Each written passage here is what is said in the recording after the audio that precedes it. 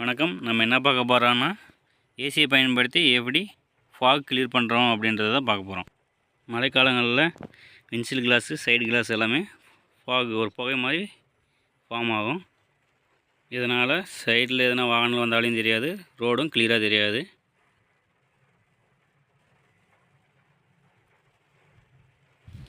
நீங்கள் பார்க்கும்போதே தெரியும், ஃபஸ்ட்டு இருந்ததுக்கும் இப்போ இருந்ததுக்கும் ஃபாக் அதிகமாக இருக்குது.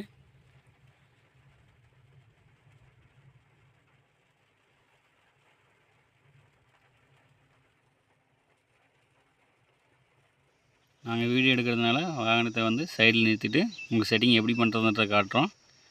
முடிஞ்ச அளவுக்கு நீங்கள் ஃபஸ்ட்டு ஃபாக் கிரியேட் ஆகும்போதே இந்த செட்டிங்கை பயன்படுத்தி நீங்கள் ஃபாக் கிளியர் பண்ணிக்காங்க.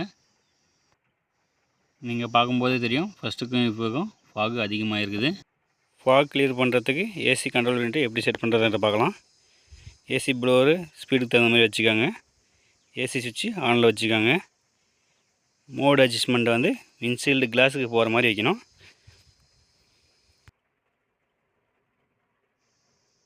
விண்ட்ஷீல்டுக்கு வச்சுட்டோம். இப்போ ஏசியோட காற்று விண்ட்ஷீல்டுக்கு போடுற மாதிரி வச்சோம்னா விண்ட்ஷீல்டு இருக்கிற ஃபாகெல்லாம் கிளியர் ஆகும். கிளியர் ஆகிறத நீங்கள் நேராக பார்க்கலாம். ஃபாக் ஃபுல்லாக கிளியர் ஆச்சுன்னா மோடை ஃபேஸுக்கு சேஞ்ச் பண்ணிக்காங்க. இல்லைனா நீங்கள் அப்படியே வச்சுட்டு இருந்தால் ஏசியோட கூலிங் காற்று உங்களுக்கு விண்ட்ஷீல்டுக்கு மறுபடியும் ஃபாக் கிரியேட் பண்ணும்.